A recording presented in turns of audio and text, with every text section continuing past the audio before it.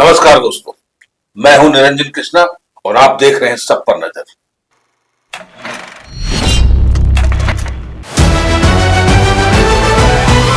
Dhanbad coaching association की ओर से रविवार को आईआईटी और आईएसएम के मेन पेन ऑडिटोरियम में मार्गदर्शन 4.0 कार्यक्रम का आयोजन किया गया। कार्यक्रम में जिले के विभिन्न बोर्ड परीक्षाओं में उत्कृष्ट प्रदर्शन करने वाले मेधावी छात्रों, उन्हें मार्गदर्शन देने वाले शिक्षक तथा अभिभावकों को सम्मानित किया गया। कार्यक्रम में मुख्य अतिथि के रूप में विनोद बिहारी महतो, कुलांचल विश्वविद्यालय के कुलपति प्रोफेसर राम कुमार शामिल हुए। उन्होंने छात्रों को संबोधित करते हुए कहा कि सफलता प्राप्त करने के लिए अनुशासन, समय का सही उपयोग और एकाग्रता बेहद आवश्यक है। उन्होंने विद्यार्थियों से मोबाइल फोन का उपयोग केवल जरूरत के समय करने और अधिकाधिक समय पढ़ाई में व आत्म विकास में लगाने की अपील की, ताकि वो भविष्य में भी उत्कृष्ट प्रदर्शन कर सके। धनबाद कोचिंग एसोसिएशन के संस्थापक मनोज कुमार ने बताया कि कार्यक्रम का उद्देश्य मेधावी छात्रों को प्रोत्साहित करना और शिक्षा के क्षेत्र में बेहतर माहौल तैयार करना है। उन्होंने कहा कि छात्रों के साथ साथ उनके शिक्षकों और अभिभावकों को भी सम्मानित किया गया, क्योंकि उनकी मेहनत और मार्गदर्शन ही विद्यार्थी सफलता हासिल करते हैं। उन्होंने कहा कि ऐसे कार्यक्रम छात्रों को आगे बढ़ने की प्रेरणा देते हैं और उन्हें अपने करियर व उच्च शिक्षा के लिए सही संस्था और बेहतर दिशा चुनने में भी मदद करते हैं। कार्यक्रम में बड़ी संख्या में छात्र, अभिभावक और शिक्षक और शिक्षाविद मौजूद रहे। और जहाँ तक रही कोचिंग की, तो कोचिंग भी एक शिक्षा लेने में माध्यम है। जैसे अगर आप पुराने समय में जाएंगे तो जहाँ जो है एक श्यामल कलर का जो है पटल होता था, जिसको ब्लैक बोर्ड कहा जाता है। उसके बाद जो है डिजिटल बोर्ड आया। उसके बाद बहुत सारे परिवर्तन हो रहे हैं, एआई, चैट जीपीटी इत्यादि इत्यादि। ये सब भी शिक्षा प्रदान करने का एक माध्यम है, या विद्यार्थी को अपनी जिज्ञासा जानने के लिए जो क्वेश्चन है समझने के लिए एक माध्यम है। मेरे विचार से उसी प्रकार से कोचिंग भी एक माध्यम है, चाहे कोई भी हो माध्यम। हमारे विद्यार्थी जब स्वयं परिश्रम करेंगे, स्वयं जो है देखेंगे, स्वयं समझेंगे, स्वयं पढ़ेंगे, स्वयं प्रयास करेंगे, वो सबसे जो है उत्तम माध्यम है। और ये सबके लिए एक सहयोग के रूप में कार्य करेगा। और ये पहले भी था, आज भी है, आगे भी रहेगा। इसका रूप स्वरूप जो है बदलता रहेगा। आज जैसे एआई है, एआई से आप कोई भी प्रश्न पूछेंगे वॉइस के फॉर्म में या रिटन के फॉर्म में, किसी भी लैंग्वेज में, जो भी उपलब्ध लैंग्वेज है उसमें शंका का समाधान करेगा। पहले ये गुरु लोग करते थे, अब एआई। लेकिन एआई व्यक्ति का न विकल्प था, न है, न होगा। तो जितना आप पूछेंगे उतना ही बताएगा। उसके पीछे का भाव एआई अभी तक जितना है वो नहीं समझ में पाएगा। इसीलिए गुरु का स्थान पहले भी सर्वश्रेष्ठ था, आज भी सर्वश्रेष्ठ है और आगे भी सर्वश्रेष्ठ रहेगा। और गुरु को प्राप्त करने का स्थान अलग अलग है, चाहे आप स्कूल से प्राप्त करिए, चाहे शिक्षण संस्थान से प्राप्त करिए, या आप वायस के रूप में प्राप्त करिए, या किसी रूप में। किसी से तो अपनी जो जिज्ञासा है, जो चीज़ समझ में नहीं आ रही है, उसको पूछ के निदान करना ज़रूरी है। और जैसा बच्चों ने बहुत अच्छी अच्छी बातें बताया है कि एकाग्रचित होके सच्चे मन से ध्यान लगा के सतत प्रयास करते रहेंगे तो सफलता जरूर। धनबाद कोचिंग एसोसिएशन की ओर से एक भव्य कार्यक्रम का आयोजन किया जा रहा है। उस कार्यक्रम का जो मूल मंत्र है कि गार्जियन और जो शिक्षक और जो स्टूडेंट की बीच की जो कड़ी है उसे मजबूत करना और उसे सही दिशा निर्देश करना।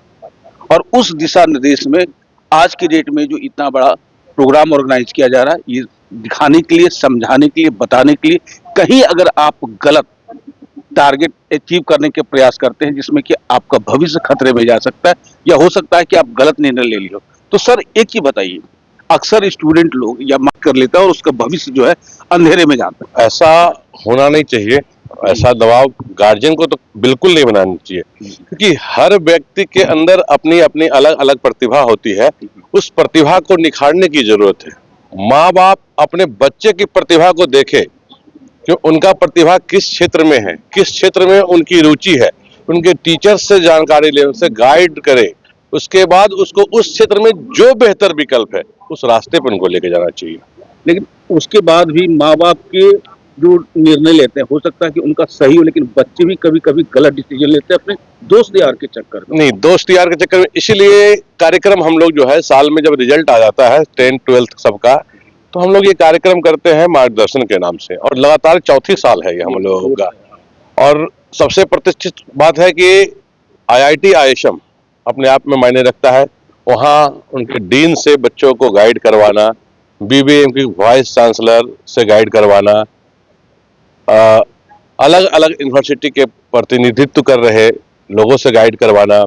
तो सोच लीजिए कि जिसको जिस क्षेत्र में चाहिए, चाहे वो होटल मैनेजमेंट के क्षेत्र में हो, जैसे DCA भी इंजीनियर के क्षेत्र में हो, मेडिकल के क्षेत्र में हो, AI के क्षेत्र में हो, या फिर एनिमेशन के क्षेत्र में हो, किसी भी क्षेत्र में जाना चाहते हैं वहां से बच्चों को गाइड मिलेगा।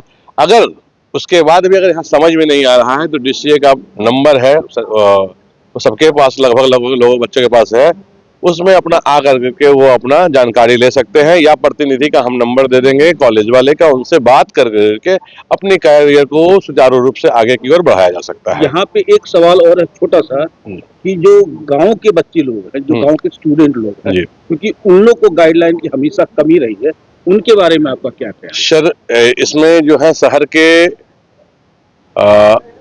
30% कोचिंग्स है, 70% कोचिंग्स गांव से रिलेटेड है।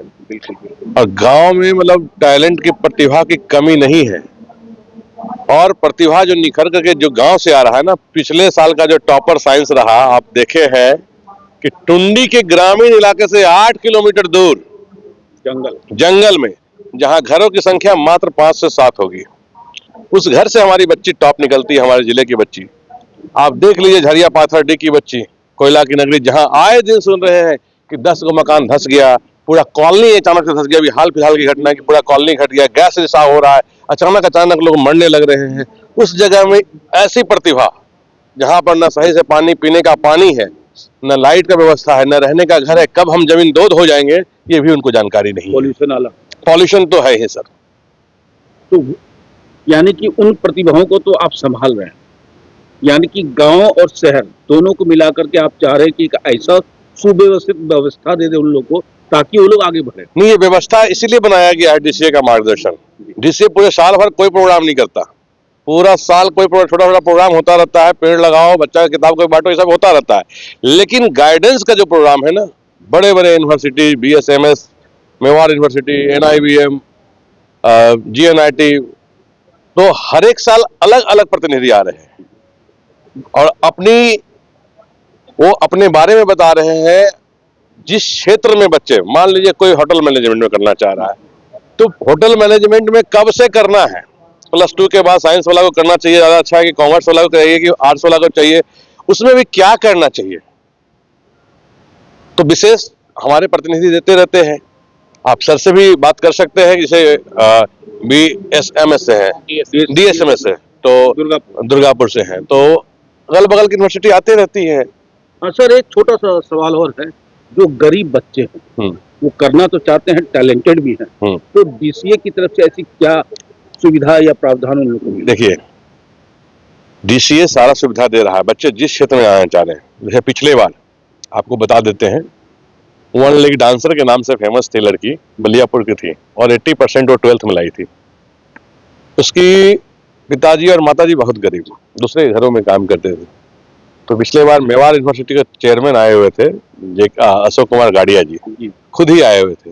उन्होंने भारी मन से कहा कि बच्ची को जहां तक पढ़ना होगा हम पढ़ाएंगे, पढ़ाने का, रहने का, खाने का सुविधा मेरे तरफ से, इवन आने जाने का भी सुविधा मेरे तरफ से। तो ऐसे ऐसे अपॉर्चुनिटीज हमारे यूनिवर्सिटीज वाले देते हैं, क्यों नहीं मिलेगा? हम लोग इसीलिए कर रहे हैं कि जिसकी प्रतिभा जहां है वहां से निखर के जाए। कहता है ना कि सोना को जितना रगड़ो उतना चमकेगा, बस हम लोग रगड़ने का काम कर रहे हैं, चमकाने का काम कर रहे हैं बच्चों को। चलिए बहुत बहुत धन्यवाद सर। सर से एक मिनट बात कर लिया जाए। सर अपना परिचय दीजिए। मेरा नाम मनोज कुमार सिंह है, मैं DCA का प्रेसिडेंट हूँ और संस्थापक भी हूँ।